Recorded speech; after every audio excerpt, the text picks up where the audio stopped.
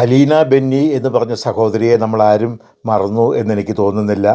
കഷ്ടിച്ച് ഒരു മാസം മുമ്പ് ആത്മഹത്യ ചെയ്ത കോഴിക്കോട്ടുകാരി. എന്തിനാണ് അവർ ആത്മഹത്യ ചെയ്തത്? 13 ലക്ഷം രൂപ കൊടുത്തൊരു സ്കൂളിൽ ജോലി വാങ്ങി.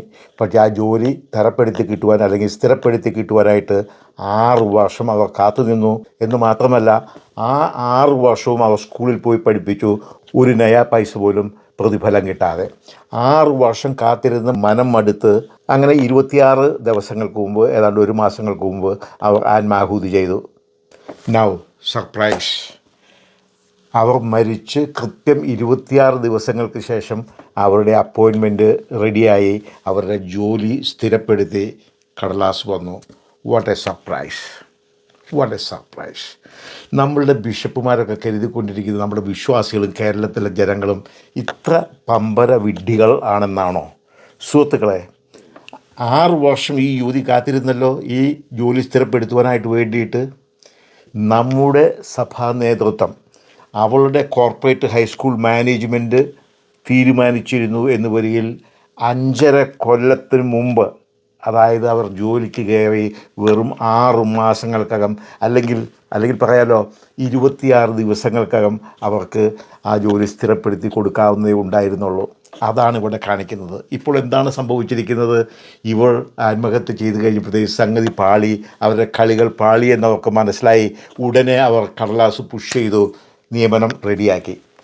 ഇനിയിപ്പോൾ അവർക്ക് പറയാലോ, ആ പെൺകുട്ടി മരിച്ചതിന് ഞങ്ങളാരും ഉത്തരവാദികളല്ല, അവർക്ക് ക്ഷമയില്ലാതെ ആയിപ്പോയി, ഞങ്ങളിങ്ങനെ വർക്ക് ചെയ്തുകൊണ്ടിരിക്കുകയായിരുന്നു അവളുടെ ജോലി സ്ഥിരപ്പെടുത്തുവാനായിട്ട്, അവൾക്ക് ക്ഷമയില്ലാതെ ആയിപ്പോയി, ക്ഷമയില്ലാത്തതുകൊണ്ട് അവൾ പോയി ആത്മഹത്യ ചെയ്തു, അങ്ങനെ പറയാലോ. പക്ഷേ ഇവരുടെ ഈ അനാസ്ഥ, അല്ലെങ്കിൽ മനഃപൂർവ്വം അവർ ചെയ്തത്, അനാസ്ഥ എന്ന് ഞാൻ പറയില്ല, അതിനേക്കാളും വലിയ ക്രൈമാണ് അവർ ചെയ്തത്. 6 വർഷം കാത്തിരുന്നിട്ട് സ്ഥിരപ്പെടുത്തി കിട്ടാതെ ജോലി അവൾ മരിച്ച് 26 ദിവസത്തിനകം സ്ഥിരപ്പെടുത്തി കിട്ടി. സുഹൃത്തുക്കളെ, ഇത് ആരുടെ കണ്ണിൽ പൊടിയിടാനാണ് ഇവർ ശ്രമിക്കുന്നത്? ആരുടെ കണ്ണിൽ? ഞാൻ പറഞ്ഞ പോലെ ഇവർക്കിത് 6 വർഷം മുമ്പ് ചെയ്യാവുന്നേ ഉണ്ടായിരുന്നുള്ളൂ. ഒരു മാസം അല്ലെങ്കിൽ 2 മാസം കൊണ്ട് ആ പേപ്പറുകൾ നീക്കി അവരുടെ ജോലി സ്ഥിരപ്പെടുത്തി കൊടുക്കാവുന്നേ ഉണ്ടായിരുന്നുള്ളൂ. ഇതാണ് നമ്മുടെ സഭ ചെയ്ത ക്രൂരത. ഈ കുട്ടിയോടും അവരുടെ കുടുംബത്തോടും ചെയ്ത ക്രൂരത അതാണ്. ഇനിയിപ്പോൾ എന്താണ്? ഇനിയിപ്പോൾ 15 അല്ലെങ്കിൽ 13 ലക്ഷം രൂപ കൈക്കൂലി വാങ്ങി തിരിച്ചു കൊടുക്കണ്ടല്ലോ, ഡൊണേഷൻ തിരിച്ചു കൊടുക്കണ്ടല്ലോ. കാരണം ഞങ്ങൾ അവൾക്ക് ജോലി മേടിച്ചു കൊടുത്തു, അവളെ ആത്മഹത്യ ഞങ്ങൾ എന്ത് ചെയ്യാൻ സാധിക്കും? ഞങ്ങൾ കടലാസുകൾ പുഷ് ചെയ്തുകൊണ്ടിരിക്കുകയായിരുന്നു, പുഷ് ചെയ്ത് ഇതിൽ ക്ഷമ വേണ്ടേ? ഇപ്പോൾ ജോലി ശരിയായി, ഇനിയിപ്പോൾ ഇനി 13 ലക്ഷം രൂപയും തിരിച്ചു കൊടുക്കണ്ട. എത്ര ക്രൂവലാണ് ഈ മനുഷ്യർ! ഇവരൊക്കെ നമ്മുടെ ബിഷപ്പുമാരുന്നോ വൈദികരെന്നോ ഒക്കെ എങ്ങനെ വിളിക്കും സുഹൃത്തുക്കൾ? ഞാൻ എപ്പോഴും ഇവർ ചീത്ത വിളിക്കുന്നുണ്ട്, നമ്മുടെ വൈദിക മേലധ്യക്ഷന്മാരെയും നമ്മുടെ ചില വൈദികരെയും. പക്ഷേ എങ്ങനെ ചീത്ത പറയാതിരിക്കും? എത്ര സിനിക്കലാണ് ഇവർ, എത്ര സിനിക്കൽ! ഇത് മനുഷ്യന് മനസ്സിലാകില്ലെന്നാണ് അവർ വിചാരിക്കുന്നത്. ഇവർ മരിച്ച ഉടനെ തന്നെ ലോൺ ശരിയായി, അല്ലെങ്കിൽ ബാങ്കിൽ നിന്ന് നമ്മുടെ സഹകരണ ബാങ്കിൽ നിന്ന് ചികിത്സയ്ക്ക് പണം കിട്ടാതെ രോഗി മരിച്ചു കഴിഞ്ഞാൽ പിറ്റേ ദിവസം ലോൺ ശരിയാകുന്നു. ഓക്കെ, ശരിയല്ലേ? നിങ്ങൾ കണ്ടിട്ടില്ലേ? കരിവന്നൂർ സഹകരണ ബാങ്കിൽ അവിടെ ഡിപ്പോസിറ്റ് ചെയ്തിരുന്ന ഇവർക്ക് ജോലി പൈസ തിരിച്ചെടുക്കാൻ പറ്റാതെ, ചികിത്സയ്ക്ക് വേണ്ടിയിട്ട് പണം തിരിച്ചെടുക്കാൻ പറ്റാതെ രോഗി മരിക്കുന്നു, അല്ലെങ്കിൽ രോഗി ആത്മഹത്യ ചെയ്യുന്നു. പിറ്റേ ദിവസം ലോൺ റെഡി. ഞങ്ങൾ റെഡിയാക്കിക്കൊണ്ടിരിക്കുകയായിരുന്നു, അപ്പോഴത്തേക്ക് രോഗി മരിച്ചു പോയി, ഇത് ചെയ്യാൻ പറ്റും? ഈ സെയിം ടാക്ടിക്, ഈ സെയിം പൈശാചികമായിട്ടുള്ള പ്രവർത്തനമാണ് ഇവർ ചെയ്തിരിക്കുന്നത്. ഞാൻ പറയുകയാണ്, 5 കൊല്ലം മുമ്പ്, 6 കൊല്ലം മുമ്പ് വെറും 2 ആഴ്ച കൊണ്ട്, അല്ലെങ്കിൽ 1 മാസം കൊണ്ട്, അല്ലെങ്കിൽ 2 മാസം കൊണ്ട് ചെയ്യാമായിരുന്ന ആ ജോലി അവർ സ്ഥിരപ്പെടുത്തി കൊടുത്തില്ല. എന്തുകൊണ്ടാണെന്നറിയാവോ?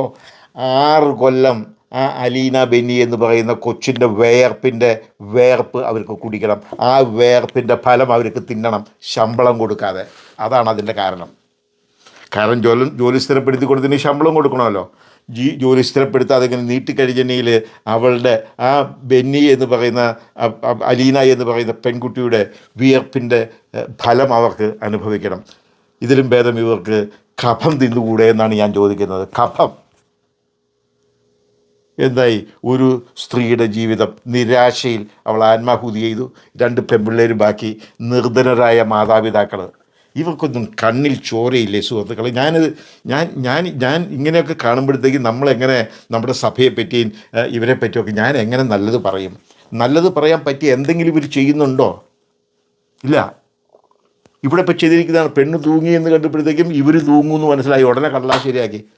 കള്ളാശ്ശേരിയായി. ജോലി സ്ഥിരപ്പെടുത്തി ഞങ്ങൾ അന്ന് തുടങ്ങി 6 വർഷം എടുത്തു എന്നുള്ള കാര്യം നോക്കണം. 6 വർഷം വണ്ടിക്കൂലിക്ക് പോലും പൈസ ഇല്ലാതെ, ഭക്ഷണം കഴിക്കാൻ പോലും പൈസ ഇല്ലാതെ, സഹ അധ്യാപകരാണ് അവർക്ക് വണ്ടിക്കൂലിക്ക് പൈസ കൊടുത്തുകൊണ്ടിരുന്നത്. 6 വർഷം ആര് ക്ഷമിച്ചിരിക്കും? ആര് സഹിച്ചിരിക്കും? 6 വർഷം കഴിഞ്ഞ് ആ പാവപ്പെട്ട സ്ത്രീക്ക് പിടിച്ചു നിൽക്കാൻ പറ്റിയില്ല സുഹൃത്തുക്കളെ, പിടിച്ചു നിൽക്കാൻ പറ്റിയില്ല. ഓക്കെ, ഇതിനെല്ലാം ഇവരുടെയൊക്കെ ശാപം, ഈ സ്ത്രീയുടെയൊക്കെ ശാപം, അല്ലെങ്കിൽ സലോമിയുടെ, നമ്മുടെ ജോസഫ് സാറിൻ്റെ ഭാര്യ സലോമിയുടെ ശാപം, ഇതൊക്കെ ഇവരെവിടെ കൊണ്ടുപോയി കഴുകിക്കളയും? ഏത് ദൈവം ഇവർക്ക് മാപ്പ് കൊടുക്കും? ഇതുപോലത്തെ ഹൃദയമില്ലായ്മ, ഇതുപോലത്തെ ക്രൂരത ചെയ്യുന്നവർക്ക് ദൈവം എന്ന്, എവിടെ, ഏത് നരകത്തിൽ അവരെ കൊണ്ടുവന്നിടും? അതിനു വേണ്ടി സ്പെഷ്യൽ നരകം ദൈവം അവരുണ്ടാക്കേണ്ടി വരും. ഇത്രയ്ക്ക് കണ്ണിൽ ചോരയില്ലാത്ത, ഇത്രയ്ക്ക് ഹൃദയത്തിൽ അനുകമ്പ എന്ന് പറയുന്ന ഒന്നില്ലാത്ത, സഹജീവികളോട് സ്നേഹമെന്ന് പറയുന്ന ഒന്നില്ലാത്ത, ഒരു അണ്ടർസ്റ്റാൻഡിങ് ഇല്ലാത്ത, ഇങ്ങനെ കരിങ്കൽ ഹൃദയരായിട്ടുള്ള വൈദിക സമൂഹമാണ് നമ്മളുടെ സീറോ മലബാർ സഭയിലേത്. ഞാൻ പറഞ്ഞുതരാം, അവർ ഈ 6 കൊല്ലം വച്ച് നീട്ടിയതിൻ്റെ ഒരൊറ്റ ഉദ്ദേശമുള്ളൂ, ഇവരെ കൊണ്ട് പൈസ കൊടുക്കാതെ പണിയെടുപ്പിക്കുക പാവപ്പെട്ട പെണ്ണിനെ കൊണ്ട്. അല്ലെങ്കിൽ അവർ മരിച്ച് 26 ദിവസം, കറക്റ്റ് 26 ദിവസത്തിനകം ജോലി സ്ഥിരപ്പെടുത്തി കൽപ്പന വന്നു. എങ്ങനെയുണ്ട്? ഇതാണ് നമ്മുടെ സഭാ നേതൃത്വം, ഇതാണ് നമ്മുടെ വിദ്യാഭ്യാസ നേതൃത്വം, ഇതാണ് നമ്മളുടെ സഭ എപ്പോഴും പറയുന്നുണ്ടല്ലോ, സീറോ മലബാർ സഭ വിദ്യാഭ്യാസ രംഗത്തും ആതുര സേവന രംഗത്തും നമ്മുടെ സീറോ മലബാർ സഭ ചെയ്യുന്ന സേവനങ്ങൾ, നമ്മുടെ സഭ ചെയ്യുന്ന വിദ്യാഭ്യാസ സേവനമോ ആതുര സേവനമോ അല്ല, വിദ്യാഭ്യാസ സേവന കച്ചവടം, ആതുര സേവന കച്ചവടമാണ് ചെയ്യുന്നത്. വെറും കച്ചവടം. ഏതെങ്കിലും ആശുപത്രി ചെല്ല്, ചാകാൻ പോവുകയാണെങ്കിലും അഡ്വാൻസ് കൊടുക്കാതെ അവർ ആ രോഗിക്കൊരു ഓപ്പറേഷൻ ചെയ്യുമോ? ഒരു എക്സ്റേ എടുത്ത് കൊടുക്കും. ഒരു എക്സ്റേ എടുത്ത് കൊടുക്കുകയല്ല, ഞാൻ നേരിട്ട് കണ്ടതാണത്. ഒരു എക്സ്റേ അവരെടുത്ത് കൊടുക്കുകയല്ല, മുമ്പ് പൈസ കെട്ടാതെ. കത്തോലിക്ക ആശുപത്രിയാണേ. ഓക്കെ, അല്ലെങ്കിൽ ഡൊണേഷൻ കൊടുക്കാതെ ഒരു ജോലി, ഒരു അഡ്മിഷൻ കൊടുക്കും നമ്മുടെ സഭ അധികൃതർ. നമ്മുടെ കത്തോലിക്ക സ്കൂളുകളിൽ ഒരു അഡ്മിഷൻ, ഒരു ജോലിക്ക്, ഒരു നക്കാപ്പിച്ച ജോലിക്ക് വേണ്ടിയിട്ടാണ് ഈ സ്ത്രീ അവിടെ ചെന്ന് പഠിപ്പിക്കാനായിട്ട്. പാവപ്പെട്ട ഒരു പെൺകുട്ടിയിൽ നിന്ന് വരെ 13 ലക്ഷം രൂപ അവർ പിഴിഞ്ഞെടുത്തു. ആ 13 ലക്ഷം ആര് കൊണ്ടുപോയി തിന്നു? ഈ 13 ലക്ഷം ഏത് ഫണ്ടിലേക്ക് അവർ വകയിരുത്തി? ആരെങ്കിലും ചോദിച്ചിട്ടുണ്ടോ? അല്ലെങ്കിൽ നമ്മുടെ കുട്ടികളുടെ അടുത്ത് ഡൊണേഷൻ മേടിക്കുന്നു, കഷ്ടമെന്ന് പറഞ്ഞാൽ മതി. ഞാൻ പറയുന്ന മാതിരി ഇവരൊക്കെ ഇത് തിന്ന് ഈ ശാപം. അതുകൊണ്ട് സുഹൃത്തുക്കളെ, ഇതുപോലുള്ള ഇവരുടെ ഈ കാട്ടായങ്ങൾ കണ്ട് നിങ്ങൾ അതിനകത്തൊന്നും വീണു പോകരുത്. Thank you very much.